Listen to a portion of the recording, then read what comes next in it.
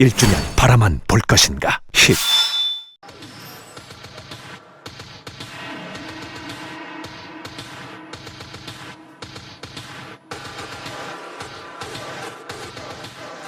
Welcome back, ladies and gentlemen, to the 2016 League of Legends KeSPA Cup semifinals. We've just finished a best-of-3 series in which Kongdu Monster sealed their ticket to the grand finals tomorrow with a 2-0 victory over ESC Ever. And now, our second and last semifinal of the night as the world champions SK Telecom T1 face off against the team that they played in the semifinals of this last previous Worlds. It is the Rocks Tigers in what should be an absolutely incredible matchup. Yep, and this matchup is going to be the Worlds rematch where SK Telecom managed to overtake the Tigers.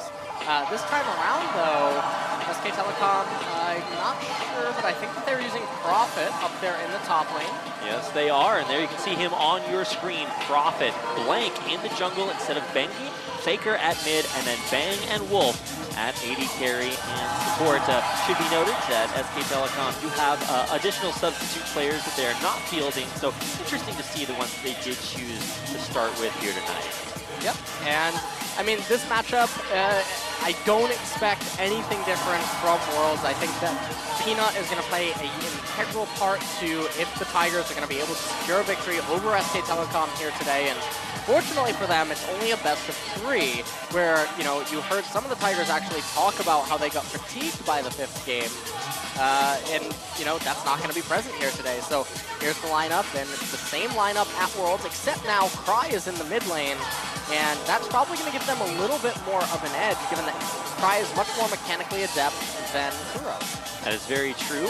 We've seen this lineup fielded for all of Rox' KeSPA Cup games, so definitely trying to get Cry into more of his own. He's certainly been living up to the hype, but man, the real hype behind the Rox Tigers has come out of the jungle. Peanut has been dominant, and against both and with both lineups fielding a player that did not play for them at Worlds.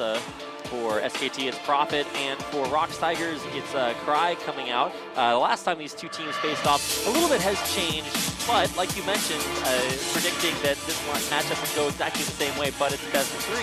If the World Semifinals match has been a best of 3, then Rocks Tigers would have advanced. So it's going to be really exciting to see what they have to say about their KeSPA Cup semifinal matchup. SKT 대 락스타이거즈의 4강. SKT 다운 경기력에 탑에서의 파괴력이 좀 증가된 느낌?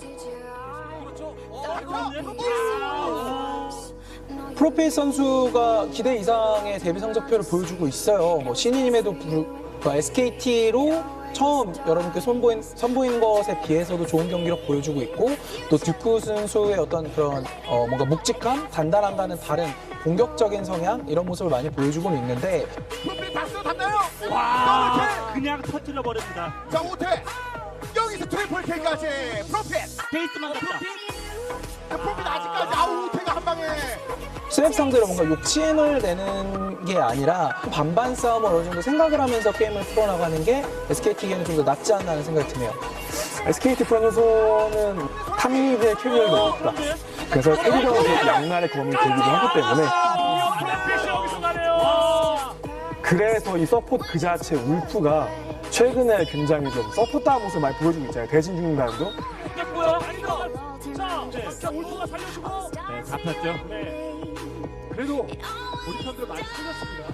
그런 식의 플레이가 더욱더 부각이 되면서 SK가 좀 더 완성돼가는 것 같아요. 거기다가 SKT의 뱅기 선수가 폼이 오를 대로 올라서 정말 그 전 세계 누구도 뛰어넘는, 그러니까 정글러일 뿐 아니라 페이커에게 최고의 정글러라는 어떤 한 묶음으로도 정말 좋은 호흡을 보여주고 있기 때문에.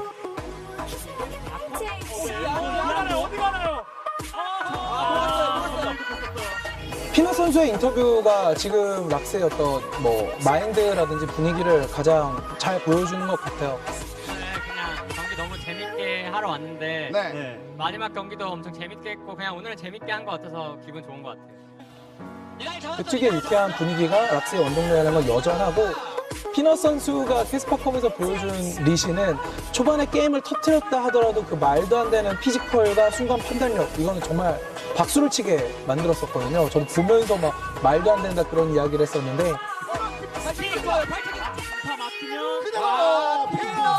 프레이 선수도 원딜의 그 챔피언 풀이 워낙 남다르고 이 선수가 뱅 선수랑 다른 점은 이 선수는 본인의 몸리시나 뭐 CC 연계로 원딜이 플레이메이킹을 하거든요. 그 지금 메타는 최고예요. 그런 식의 플레이 스타일이. 그래서 또 프레이 선수의 무대가 될 수도 있어요. 이번 경기는. 게임 끝내려고 합니다. 제가 쓰긴 썼지만 이걸 2, 3자 진입했다가 락스가 정말 아쉽게 패배하기는 했지만은 정말 세계 최고로 순위를 뽑을 만큼의 멋진 다전제를 보여줬었고, 또 이게 5전 3선승이 아니라 이제 그 저희가 BO3 3판 2선승제로 붙는 대결에서만큼은 SKT T1 특유의 그 무적의 오전 코스와는 다른 경기 양상이 펼쳐질 가능성도 있지 않을까. 뭐 예를 들어서 리포를 한 번도 병내를 안 했다 이러면 그냥 경기는 끝난 거였거든요. 그렇다 보니까 이번 부산에서만큼은 락스가 결승전에 오르는 그런 결과도 나올 수 있을 것 같아요. 개인적으로는 물론 락스를 응원해야겠지만 또 제가 워낙 말하는 대로 반대로 되는 경향이 있어가지고 노철을 위해서라면 제가 SK 쪽 승을 들어주는 게 좋지 않나.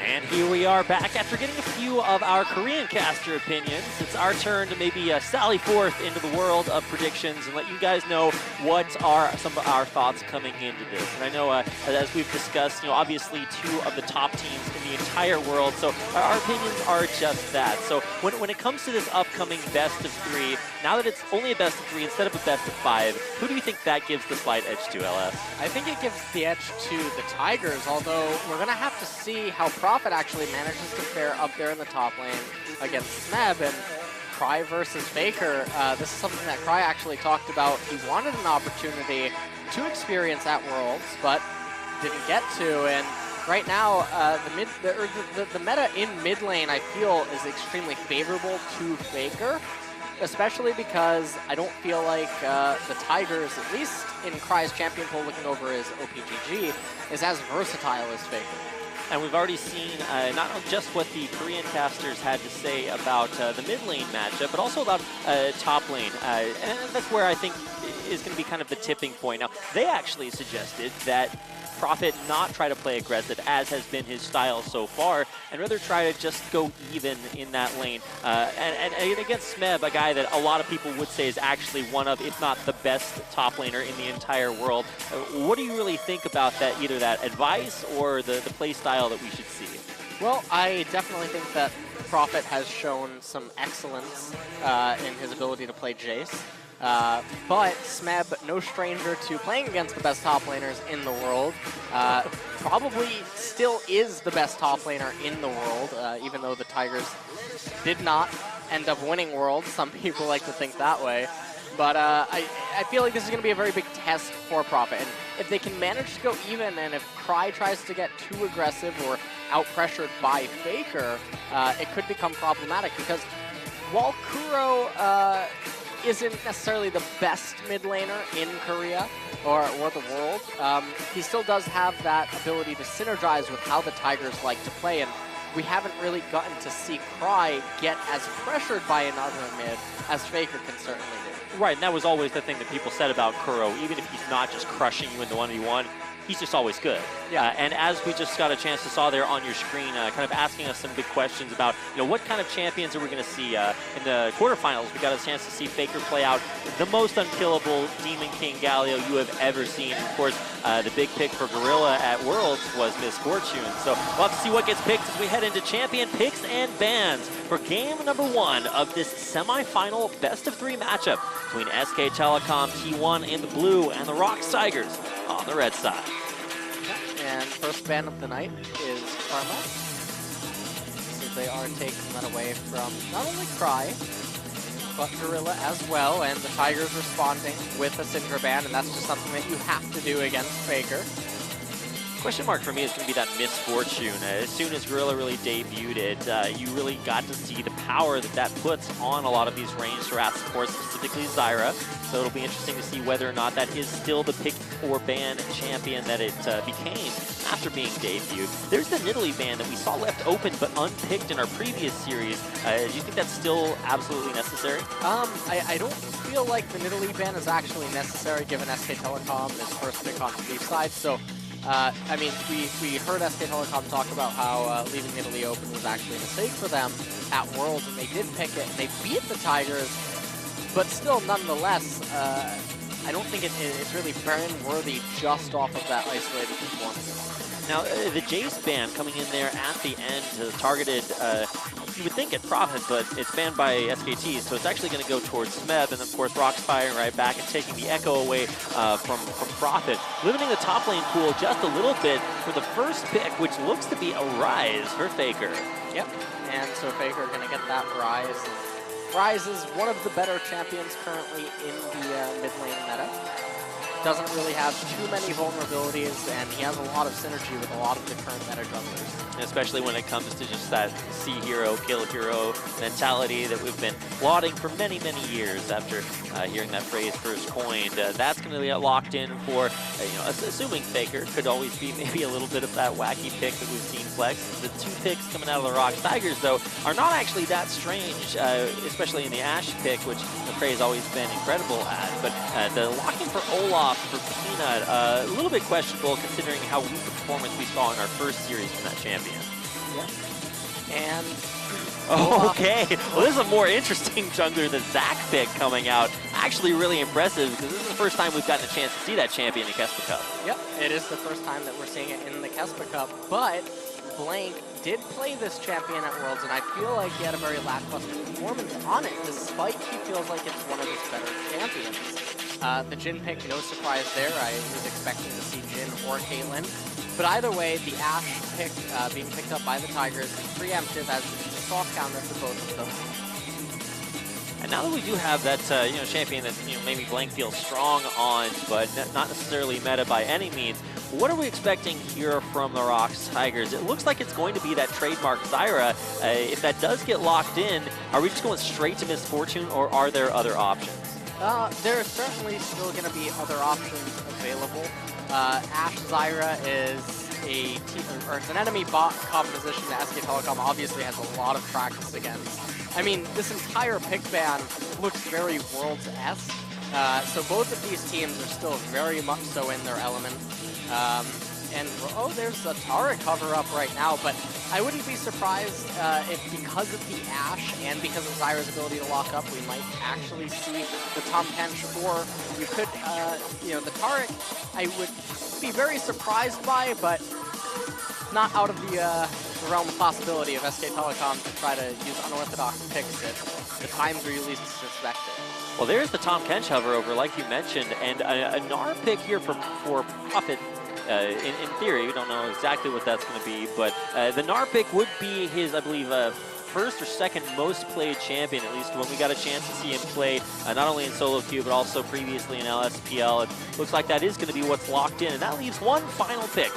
For the Rocks Tigers, we've seen a lot of Poppy, and that is what has been hovered over. But for a champion that's strong, and I say we've seen a lot of it, we've actually seen quite a bit of diversity up in the top lane. Now that has been from some of our other teams with particular pocket picks, but Kennen being switched over to, what do you think about that aggressive matchup? The Kennen versus Gnar matchup I think is going to be really interesting. I feel like it's still going to be a pretty skilled matchup. Blue side Zach, though, I think definitely hurts Prophet's Gnar in the long run of that lane. But, I mean, in terms of team compositions, I actually really like both team comps, although I have to give the edge to SK Telecom. Now, I'm going to assume that's for more than just an Olaf being on the other side, but when it does come to the junglers, you mentioned Blank on the blue side maybe being a little bit weaker there with the Zach pick. What do you think the team comp here, aided by that Peanut Ragnarok is going to be giving for Rocks Tigers? At level 6, it's going to be possible for Smeb and Peanut to coordinate dives against Prophet, assuming he doesn't have Meganar up. But I mean, in general, this Olaf pick is going to actually have a lot of difficulty finding its way in on a lot of lanes. The Tom Kent in the bottom lane is going to be pretty good at denying any ability for the Tigers to coordinate proactive gank down there, and so it seems like Olaf's actually going to be used defensively, at least just looking at the team comps. Well, we've all seen what Peanut can do on the now Ragnarok's Tigers. They take on SK Telecom T1. Prophet, Blank, Faker, Bang, and Wolf. The roster to come out here in game number 1. Of course, their opponents, Smeb, Peanut, Cry, Prey, and Gorilla, whose birthday it is. So a big happy birthday to him as we get into our second semi-final matchup. It's our first game between the world champions, SK Telecom T1, facing the only tournament they have yet to claim victory in. Against the Rocks Tigers, who are looking for revenge in some of the closest series in LCK, having been played against both of these two teams. SK Telecom and Rocks met in LCK finals. The Rocks finally overtook them. World semifinals, SKT took it back. And this time around, we get to ascend to the KeSPA Cup stage at Bexco here in Busan to see if they can really bring things back. Yeah, and it seems that there's a little bit of a pause right now or something. It seems like there was referees surrounding Wolves, but nonetheless, speaking about player cams or their faces, it looks like Cry actually looked a little bit nervous when the camera was panning over him during that slight loading screen. I definitely think with you mentioning Cry having talked about at Worlds, wanting to get that chance to play against Faker and not getting to, when it comes down to this, that's really the only variable that the Rocks Tigers have changed up. So what do you think about the two different changes, Prophet in for Duke and then Cry in for Kuro? Do you think that makes one of the teams maybe stronger or weaker than the other now? Well, it's going to be interesting to see what it does in this particular matchup, because Cry having to be that mechanical player, and it's the way that he likes to play, I don't think that's really going to work against Faker. And so if Cry starts dying in mid lane to Faker over and over repeatedly, it could put a lot of pressure on the Tigers as a team. We might actually just see a sub out into Kuro in game number 2 if SK Telecom end up capturing game 1 through something like that. That's true, and as always, SKT have brought their full roster, including substitute players, here to the Bexco Auditorium here in Busan. So Duke is out there, he's waiting in the wings, ready to go if that is the call. And of course, Coma having to make these difficult decisions. You even think back to previous times of having Faker and EasyHoon on the same team. When you take that roster to the world, how difficult a decision it is to choose when to make these substitutes, and kind of similar to that, EasyHoon getting his Azir as his skin for winning Worlds. That was actually one of the reasons Cry was picked up for the Rocks Tigers, because he was so good on Azir as that very mechanical champion, whereas Kuro just wasn't having such a good time with it back when Azir was like one of, if not the strongest mid laner at the time.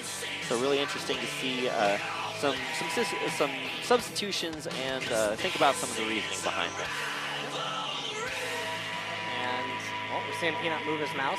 All right, does not mean that they're starting up, but he's moving his mouse.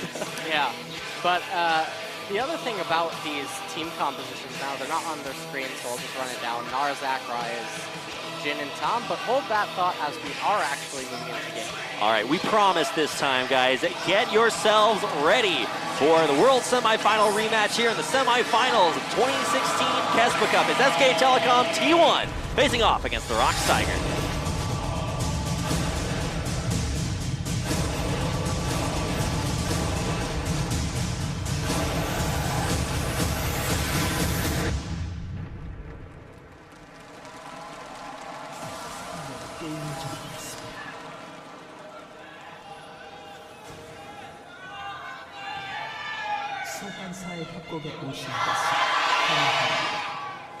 Some cheers for you all out there, and of course taking a look at the votes coming in from Keck TV beforehand, pretty dominant 88% to 12% vote in SKT's favor coming into this match. Now, we all know the way this match went previously, but let's talk about how things are right now. This is not a fan that we're seeing all across the map. We're seeing very, very focused invade here for ROX Tigers on the bottom half of the map. Yep, they were just looking for some sort of advantage early on. The undertow from Olaf obviously very dangerous, and Prey getting that slow onto Bang, unfortunately unable to follow up on it. But there is always the possibility that they could capture some sort of first blood or look for that type of advantage early on, or force a unused or wasted skill to be leveled up level 1 by maybe Wolf. All right, if you did have to skill that Devour, that's just not actually that threatening in lane. So now that we are actually getting into minion spawning, champions in lane, we're starting to see what the initial moves are for both sides, with Blank and Prophet heading up into their jungle for a Grom takeover. Peanut not getting a leash as he starts on that blue camp. Yep, and one of the things to look for in this matchup is that Blank might hand off the blue buff to Faker. We're going to have to see what his immediate route is, and it does look like he is electing to go into Wolves. So this will be a blue handoff to Faker, probably around the level 4 mark. Gotta keep an eye on this mid lane too. A lot to prove here for Cry against the best mid laner in the world when it comes to winning when it counts. Faker on top of that, and has had to go up against so much. And for the ROX Tigers coming here to the semifinals, it really kind of feels like SK Telecom kind of had the easier trip with a very clean 2-0 against, I believe it was KG Chungnam in the round of 12. Then they advanced further and further, and we were all kind of questioning whether or not the upsets would continue after KT and Samsung didn't make it. But SKT and ROX did. We're about to see why. Baker, nice dodge there on the poison. Will not get any extra damage as he walks back to mid lane. Yep. And Zach was definitely spotted out. And this is a little bit interesting. It's a faster handoff than normal, and you can notice that because Faker knows this handoff's actually coming, he just expended all of his mana to make sure that he shoved in that wave as fast as possible. Now, we are going to see some interaction between these two junglers as Peanut comes right up on Blank at his blue buff. Not going to see any assistance from Faker, but Cry is actually moving over to try to assist Peanut, stealing away this first blue of the game for SK Telecom. It's pretty low. Now, Blank does not have Smite here. That means that it actually will be stolen by Peanut to essentially 3-buff his opposing jungler. Yeah, and this is very problematic for SK Telecom. It's not super bad given that Faker does already have the Fear of the Goddess, but the way that everything was played out was not to the ideals that SKT probably envisioned. And right now, top lane, it looks like Smeb is creating a little bit of an advantage over Prophet, and now Prophet knows that he's going to be on his own for a while, as Blank has no business really being on the left-hand side of the map. Well, that is where Blank actually on the right-hand side of the map there, waiting in the wings in mid to help Faker out. Now, you actually mentioned maybe the blue side, Zach, not the most effective. Now, maybe elaborate a little bit onto exactly why that is and how it might actually hurt guys like Prophet here on SKT. One of the issues is a blue side Zac with R is going to have a lot of difficulty coordinating a gank against Kennen due to how Kennen is likely to play the lane and how much room there is for him to retreat to, and the lack of terrain that's going to be surrounding him. So it's going to be very difficult for Prophet to actually lock him up against the wall and chain that CC. And we haven't seen any level 6s out just yet. Still playing very, very early. Nothing too game-changing just yet. But when it does come to these lanes, where are we really looking for the pressure to be? Our first series of the night saw Kongju really crush that Ever duo lane. Is there a lane that you should really focus here for either team? Well, I mean, at this point in the game, Peanut is probably just going to need to try to read Blank accordingly and go for proper counter ganks, because that'll be really bad for SK Telecom, and they're not going to have any sort of a retreat. I do think they should watch out for bottom lane, because Wolf is just going to be so disruptive to any sort of gank attempts or proactive plays, and I feel like ignoring that would probably be in their best interest, at least until level 6. Good to see how the focus does transpire, especially when we do hit that level 6 like you're mentioning. We're cresting that. Faker hitting level 5, of course, Cry there as well. You see them trade off against each other there in the mid lane. Faker trying to spread a little bit of that damage forward, but Cry not too cowardly in lane, willing to trade it back. But here we go. Blank is spotted out there. Will get the knockup in onto Prey, trying to save his summoner spells, and it looks like he will be able to. Blank getting slow off onto Gorilla, who will get locked down. There, no captive audience going to land. That's actually the Deadly Flourish. I always think it's captive audience because it captivates you, it locks you down, but it's just a Deadly Flourish that was not so deadly in that situation. Yep.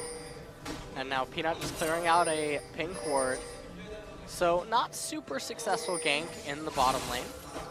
Not the worst either, but I mean the Tigers, they're already at a 700 gold lead at 6 minutes, and that's just through farming. Actually just incredible to see this. Now, Peanut and Faker there are going to face check right into him. Peanut taking a lot of damage to Prophet right on top of him. There's the ghost pop, but is it enough? It's a flash in and turnaround as Cry there to stun out Prophet. Damage down and Rock's Cry will take gank number 1 successfully. I guess, do you really call that a gank? I guess it was trying to be one, but definitely got turned around. Well, there was that gank that we were talking about up there in the top lane, and you can see that they were trying to coordinate some sort of a gank kill on the Prophet. Faker came up, but they didn't have the damage to finish the kill. And unfortunately, Faker actually flashed a little bit late, and Kai had level 6, and that was just really bad for SKT in the end. Now, from what it looked like, Cry actually flashed into the final overload that would have killed Peanut. Yep. That's actually just insane. We've seen guys like Wolf do that, where he takes that final last bit of damage that would have killed whoever he flashed in front of. It's a really, really great movement there by Cry in the nick of time to come up, turn it around, and pick up that first kill of the game. So now that Faker was denied that early blue buff, wasn't able to make that roam work out, Cry gets the first kill, gets a blue buff right now. How much of a big difference is that for the Rocks Tigers?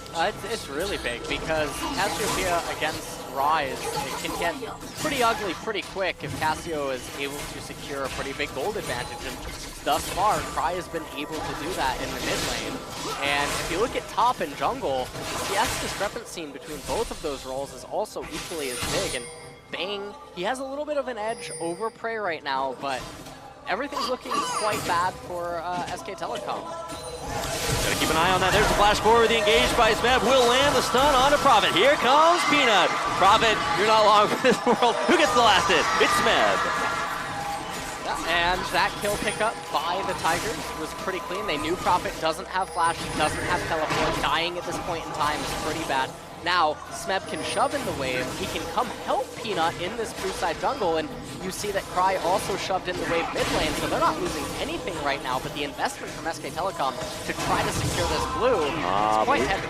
Smite steal is good there for Blank. Peanut unsuccessful in trying to take that one away. Will instead get the Wolf Spirit by smiting them and continuing through Blank's jungle. The blue buff secured, and now the curtain call. Down in the bottom lane, Gorilla and Prey gonna try to trade that damage off, but taking so much in return. Yeah, and you could notice how Wolf actually stood in front of Bang in case Prey wanted to use his Ash Arrow. Would not stop the Ultimates channel. Cool to see that synergy there, and now we get to see more of Peanut in the jungle facing off against Blank. But here comes Blank on in. Now both, Peanut does have Smite up, Blank does not. However, what Blank does have is a little bit more HP. At least it looks like that. Of course, able to sustain pretty well. Olaf, in the same route, you can see Peanut just playing so aggressively. Now here comes Wolf and Blank, a different kind of gank down there in the bottom half of the map. Prey, Gorilla join Peanut up in the river and are able to disengage to safety.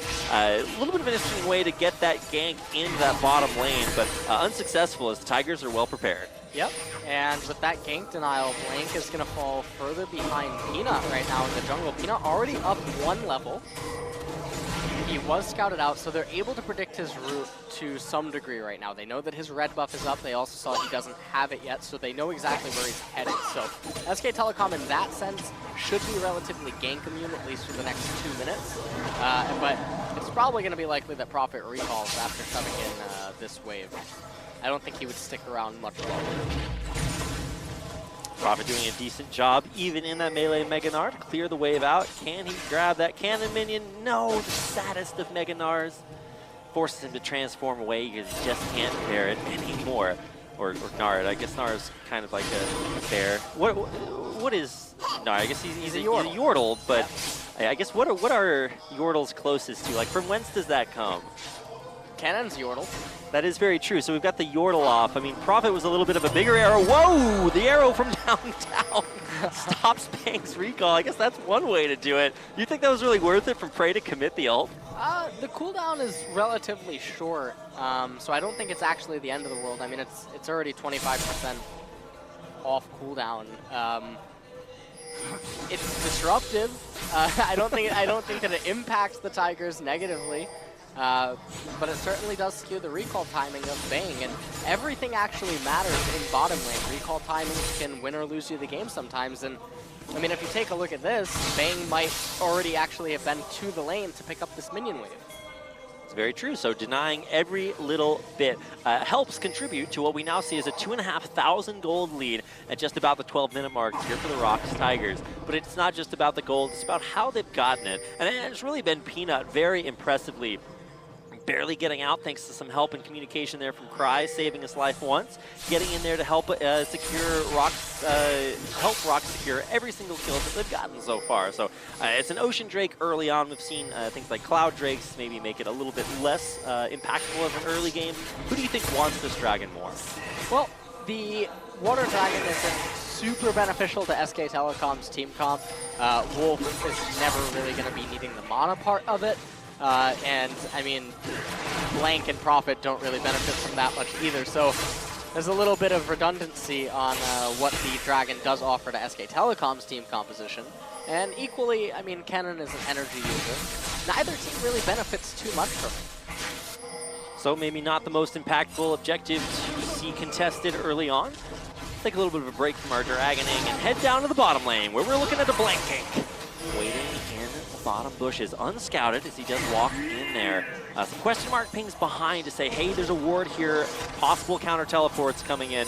See, our observers are even expecting something to happen down here as we do Blank continuing to sit down there. Here comes Blank, he's going in, he actually misses a knock-up off of that elastic slingshot. He's got another one as he tries to turn it back around. Now lots of damage back in onto Prey. The Summoner heals good for Bang, and he will pick up that kill on his opposing AD carry. Trying to get the damage down onto Gorilla underneath that turret. Can he find it? No, Peanut there to block the last shot of the curtain call. It's just a 1-for-0, but it puts SK Telecom on the board as the fight continues here. Now Cry down on the bottom half of the map. Wolf not sure about his committal there, and he will go down there. Peanut taking him out. Blank trying to do his best, and here comes Olaf. It's Peanut for the double. Smith down from top lane. Blank, no survivors. Down on the bottom half of the map for SK Telecom. It gets wiped as the Rocks Tigers pick up a huge advantage. Yeah, and that was basically what I was talking about earlier on, where any times that the ganks go extended or if Olaf shows up after the fact, it's always going to be really problematic for a Zac to do anything. And the Tigers coordinating with a very excellent teleport play and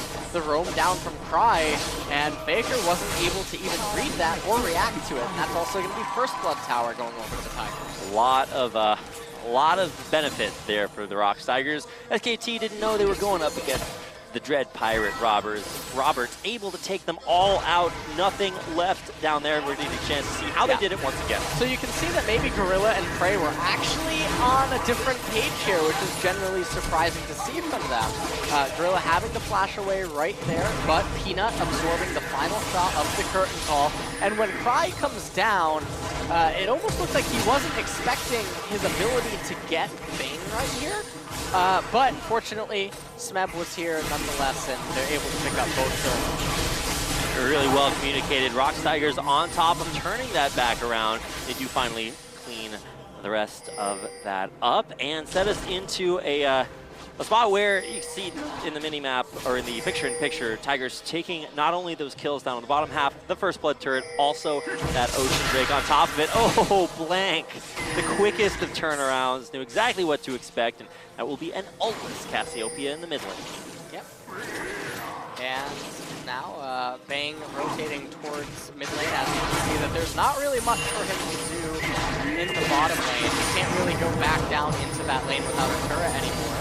Oh, Faker trying to get in on to Cry. Immediate cleanse there, try to get the snake away. Peanut there for the turnaround, but still just a 2v4. Bang there towards the back, trying to commit to this, but Cry, though, dropping very, very low. Wolf's going to eat him up. Going to spin him back out, and he will be the first casualty of the fight as Rocks lose their mid laner. Can SKT find more here over to Undertows, rather, to take them out? It's another big engage from Blank. Smeb forced the flash there over the wall. Will this curtain call be able to take it out? It's going to be 1, 2. Bang goes the last hit. SK Telecom find their third. Yep, and the final shot missing Peanut. Meanwhile, Prey down in the bottom lane, not really doing anything, just shoving the wave, and these are huge pickups for SK Telecom. Going back in, turrets can't save you now. It's Prophet there to find that kill, to really even up the kills, but not just that, find these big rotations, opportunities that SK Telecom are, there's nothing undercase about this. They're capitalizing. Yep. So this whole thing starts because they know that Cry doesn't have his ultimate. And you can see that the Tigers were actually kiting it very well. Wolf flashing onto Cry, though. They're able to lock him up and finish the kill. And Smeb right here, he had flash, but even if he flashes onto Bang and Blank, they don't quite have the damage to really finish any of them off. And so Smeb was committed, but couldn't really get out. And at this point, the curtain call came in and finished the match. Returning back alive, you're going to be able to see a lot of damage here in this Rift Herald pit. It is taken there by SK Telecom, but at what cost? It's not going to be worth it for them, as they will not even get the Rift Herald buff. Everyone in the pit dying as Cry comes back for revenge. Yeah, that was, well, they got a huge advantage and then they handed it right back over, and that's going to be mid lane turret falling. And after this, I believe top tier 1 turret will also fall, so huge pickups for the Tigers happening. And it's a complete turnaround again. I gotta say, SK Telecom finally finding a big rotation away back in. Let's watch exactly how this happened, just too low in the pit. Yeah, they were just way too low inside of this pit. Gorilla and Cry showing up, way more than enough, and Smeb got the final hit on Gorilla in the background. And now this tower is gonna fall. The Tigers gold lead, 5.4 thousand gold. This is actually just so impressive to see Rocks Tigers not even thinking, oh, we just lost that big fight. Did we lose too much? Is that a big problem? Oh no, we're gonna lose now. No, it's just calm, cool, collected, keeping it 300 here on Summoner's Rift as Rocks Tigers come back, find those big kills in the pit, and now a big arrow. This one's gonna hit in onto Blank. Try there to put out damage. Blank pretty tanky, and he will be able to escape over the red buff wall. And Baron coming up in a little bit over a minute. No Mountain Drake, though. That is a Water Dragon for the Tigers. So I don't feel like Baron is going to be a play that the Tigers are looking to make unless they ace SK Telecom. And I feel like the game is probably going to slow down for at least a little bit. Does that mean we have to cast it slower, LS? We can just slow it down a little bit. And now the rock. No, I don't think that would work very well. Turns out League of Legends is not quite golf, so we don't have to whisper while we talk about everything happening. But we should be seeing a little bit less action out here as we, enter a more strategic phase of the game where teams look for big opportunities, try to find objectives, and really for both of these teams, what is the objective? Okay, all right, I spoke too soon. I thought Wolf and Bang were going to look for a nice abyssal voyage down to the bottom half of the map. Instead, we are starting to see SKT position for what looks to be a big dive on the Smeb. Now, diving a cannon might be a little bit difficult, but it looks like there's more than enough here for SK Telecom as they continue to find damage. There's the Mega Gnar Faker. They're going to clap Smeb back to base and take another kill for SKT. Yep, and that was a really well-executed gank onto Smeb. They're going to be rewarded capturing the turret, although it does look like it's going to come at the cost of their top tier 2 turret. And now immediately Bang and Wolf recognizing, okay, we can't save that turret, so let's try to push mid. So a lot of chaos happening across the map. And while they did pick up the kill onto Smeb, I still feel like their losses are greater.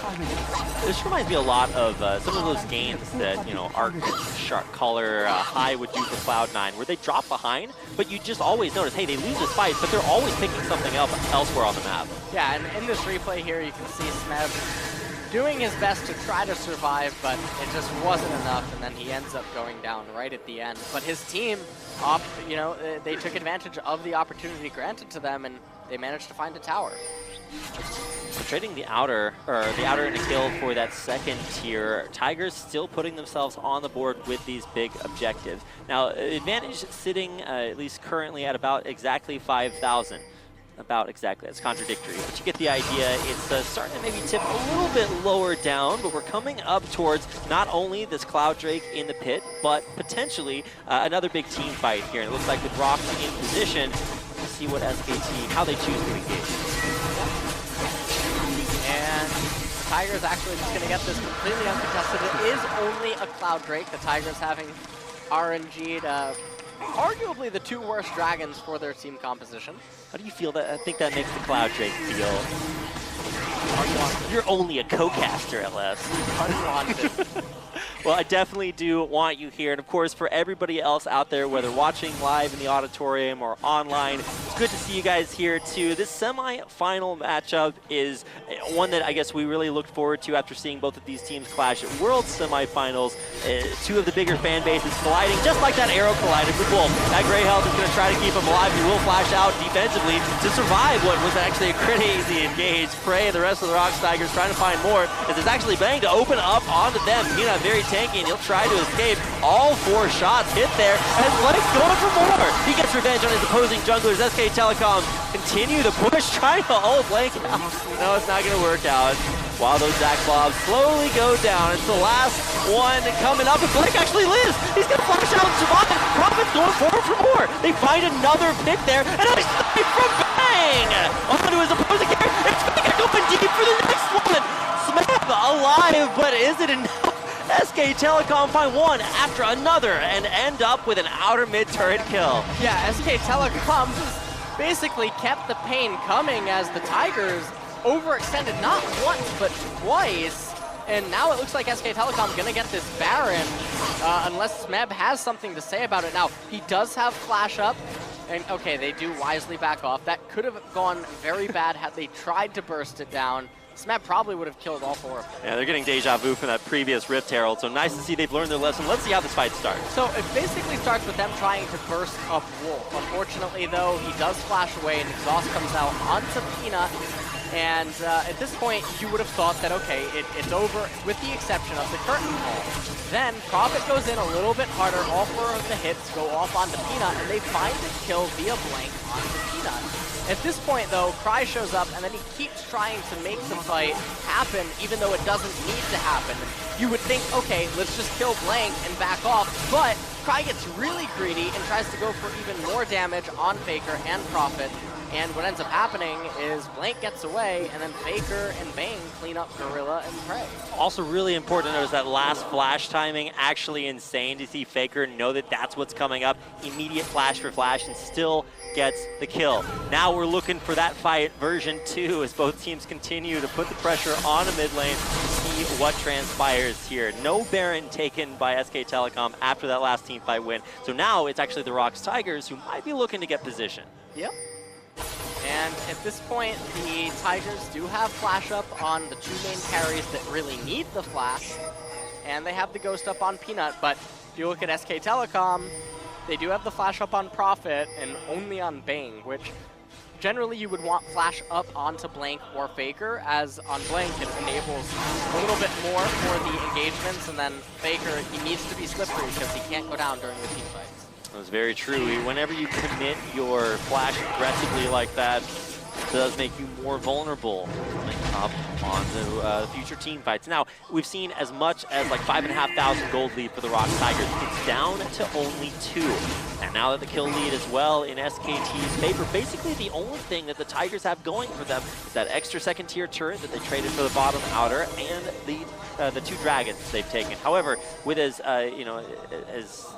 well, what's the best way to describe the 2 dragons that Tigers have taken, LS? The worst one. Okay, I just handed that one off to you. I started digging myself out, and I was like, you want to just like swap with me here? So we found a way to talk about them, but in the end, the best thing to talk about is what they do or don't do. And really, for SKT, they just don't put them really that far behind in objectives.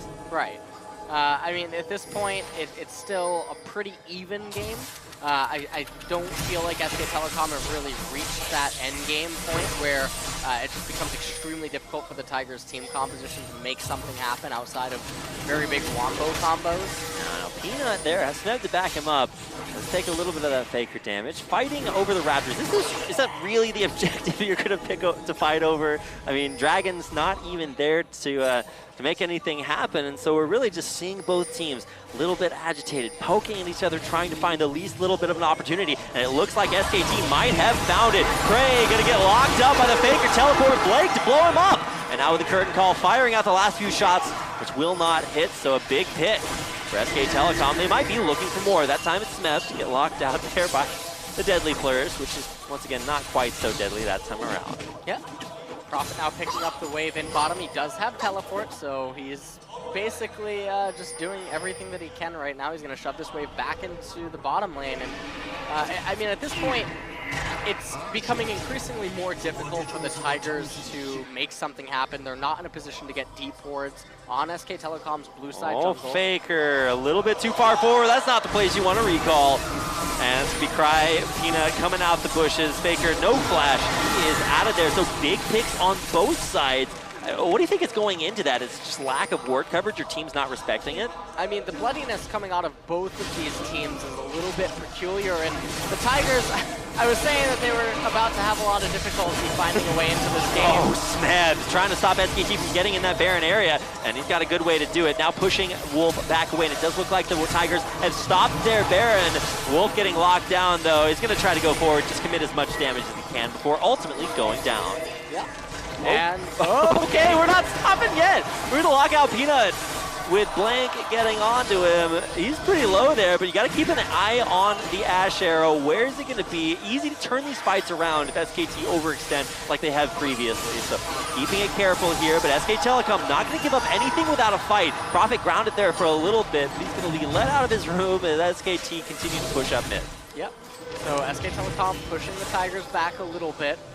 There's only about a 2,000 gold deficit for SKT right now, and the longer this game goes, that gold deficit means less and less. I mean, at this point, they're basically still even.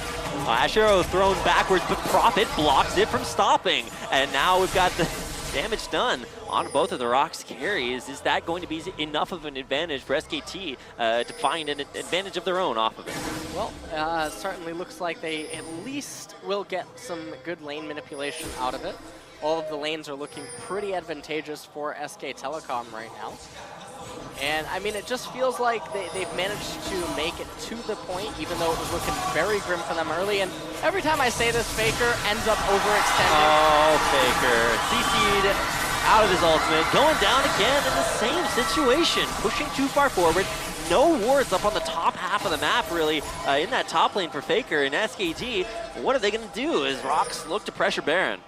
Yeah, I don't see a way for SK Telecom to actually defend against this, not without the curtain call. And Smeb, you can see him teleport, or he's recalling so that he can teleport. He did have a better flank ward, I believe, behind SK Telecom, but he chose to take that one to be safer.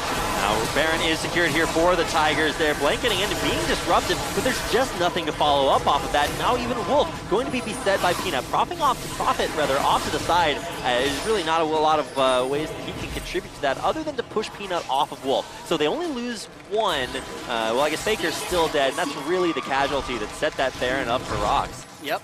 And now SK Telecom trying to respond by at least getting the Cloud Drake. You don't want to give Rocks two of them. And this is what set it up all again. And this is actually a lot of the reasons that the Tigers have kept getting advantage. And Faker keeps overextending. He just did this a moment ago. And he did it again in top lane.